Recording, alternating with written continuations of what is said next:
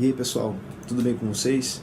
Estamos aqui mais uma vez para darmos continuidade ao nosso percurso por entre as pedras da teologia.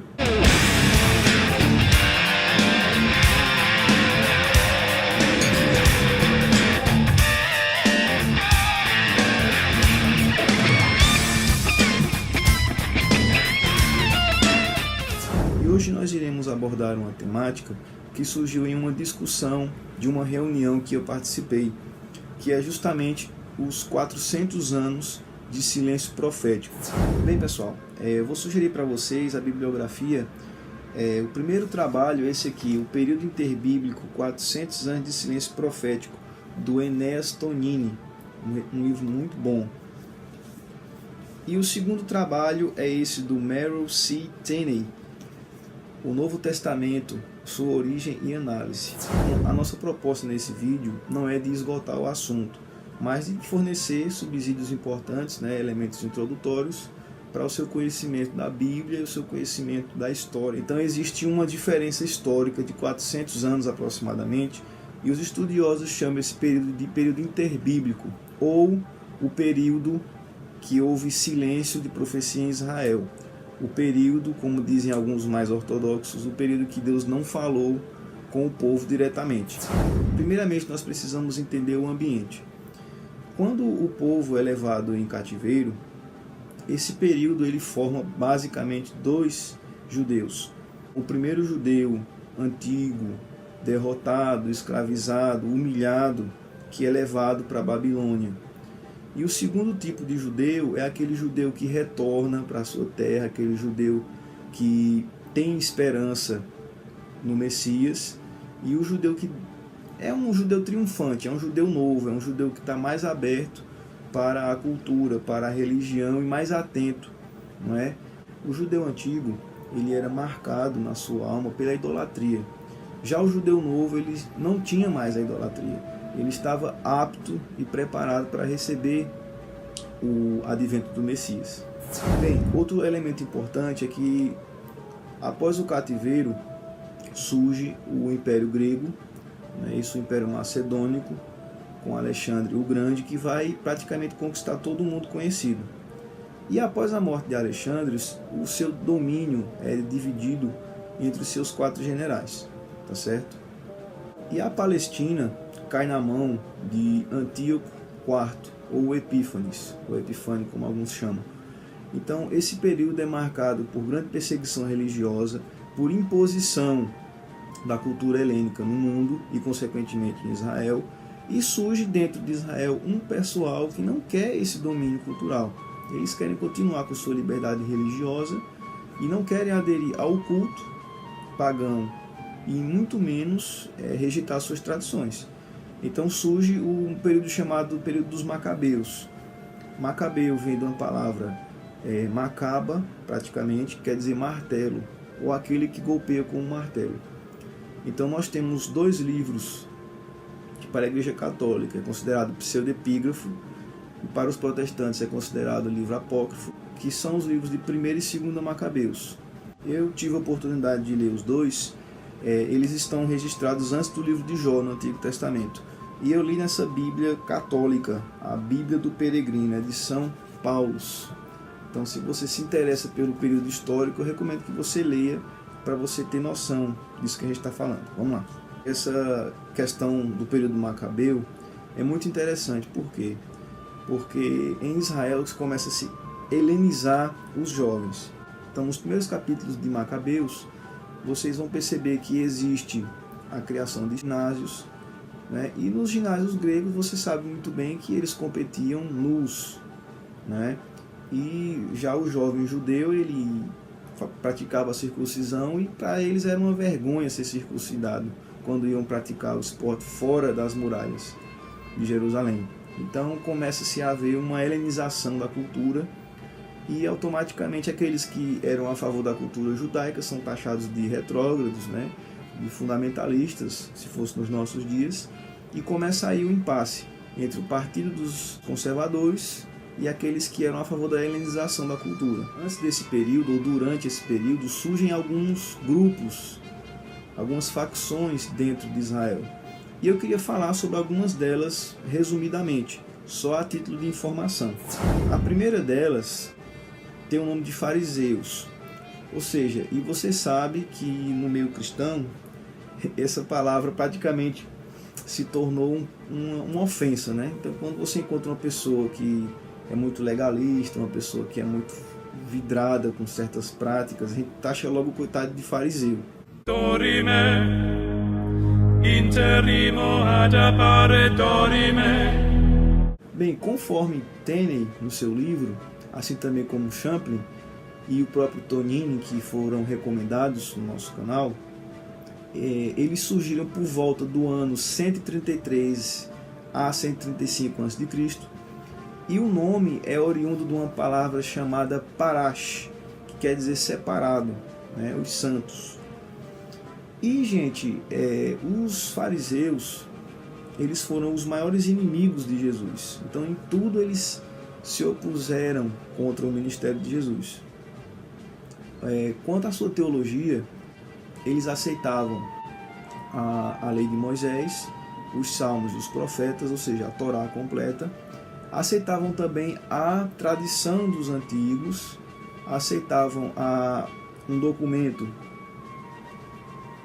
chamado Mishnah, que praticamente Mishnah era um compilado de toda a lei oral, porque assim, eles acreditavam que Deus deu a Torá a Moisés.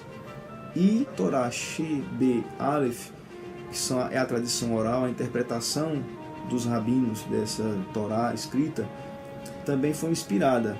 Então, um rabino chamado Yehuda HaNissi compilou toda a tradição, o documento, os comentários de rodapé da Torá, e esse trabalho se tornou o Mishnah.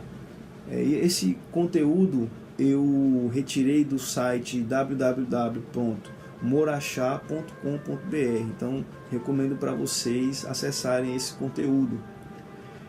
Os fariseus eram inimigos ferrenhos dos saduceus, como nós vemos nas páginas do Novo Testamento, eram os representantes do povo comum. E aqui nós tocamos num ponto interessante dos fariseus, que a gente só taxa os coitados de fundamentalista, de tudo que não presta, mas dentro dos fariseus existia uma parte boa, pessoas sinceras. E nós podemos citar nomes importantes desse pessoal no Novo Testamento, por exemplo, Gamaliel, Nicodemos, José da Arimateia, o próprio Saulo, que depois se tornou Paulo. Quanto à teologia dos fariseus, eles aceitavam a crença nos anjos, nos demônios, a imortalidade da alma, eles aguardavam o Messias, eram contrários ao pagamento de impostos a Roma, tá certo? E foi a única das seitas judaicas a chegar até os dias atuais. Todas as demais seitas desapareceram e a forma ortodoxa de judaísmo que nós temos hoje é oriunda diretamente dos fariseus.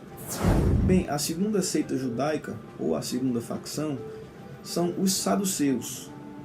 Também tiveram algumas impropérios com Jesus Cristo no seu ministério, e o seu nome é oriundo da família sacerdotal de Zadok, um sacerdócio que foi estabelecido por Salomão e que está lá em 2 Crônicas capítulo 31, e eles exerceram o sacerdócio na época do cativeiro, tá certo? Então, eles podem ser considerados mais um partido político do que um partido religioso.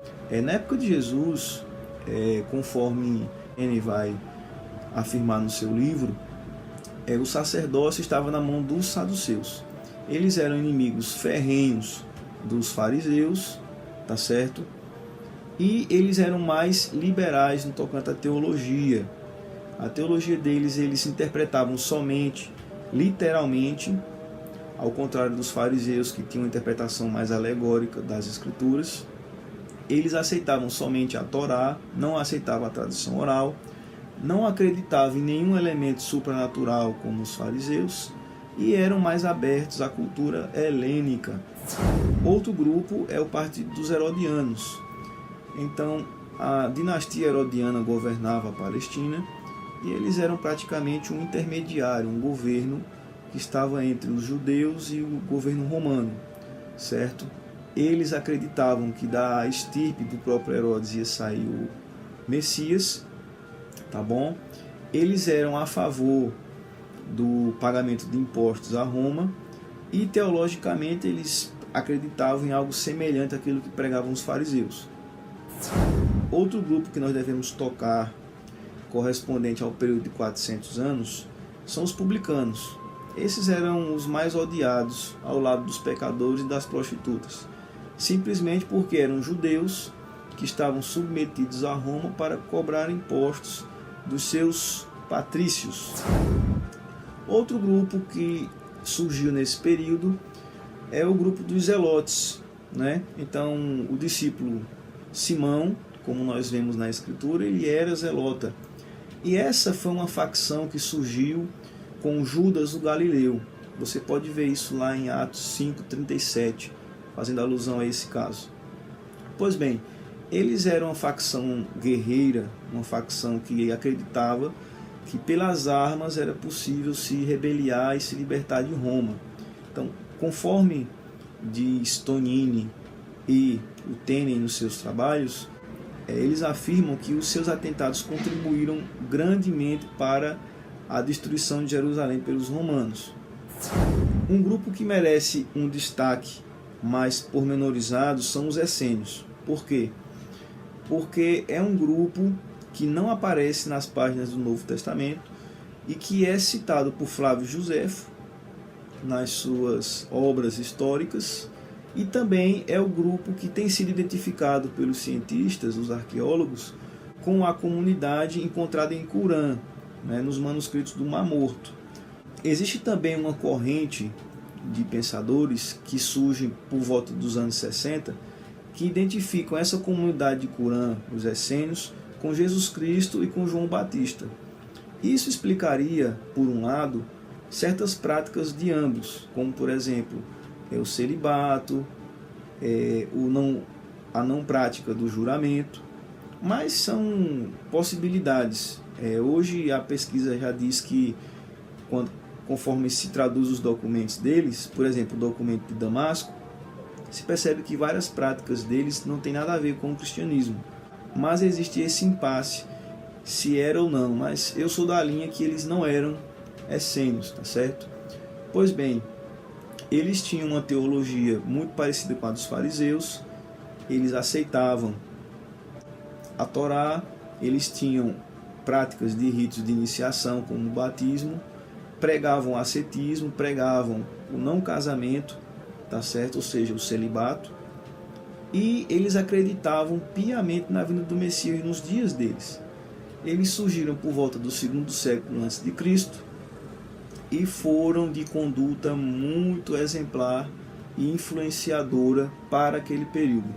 E outra coisa que nós devemos citar é a diáspora, que vários judeus eles se espalharam por todo o mundo, inclusive indo para Alexandria, no Egito, onde teve a maior comunidade de judeus depois de Roma, tá bom? Então, esses judeus que se espalharam pelo mundo, eles são divididos em duas categorias, conforme Tenney diz no seu trabalho, os hebraístas e os helenistas. Os hebraístas eram aqueles judeus extremamente conservadores na sua tradição, e esse nós podemos citar Paulo.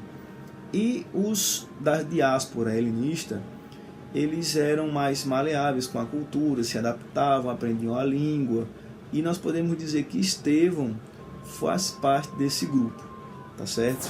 Quando nós olhamos para esse período, nós percebemos que não foi um período solto, foi um período que serviu para formar todo o contexto propício para a vinda de Jesus Cristo ao mundo.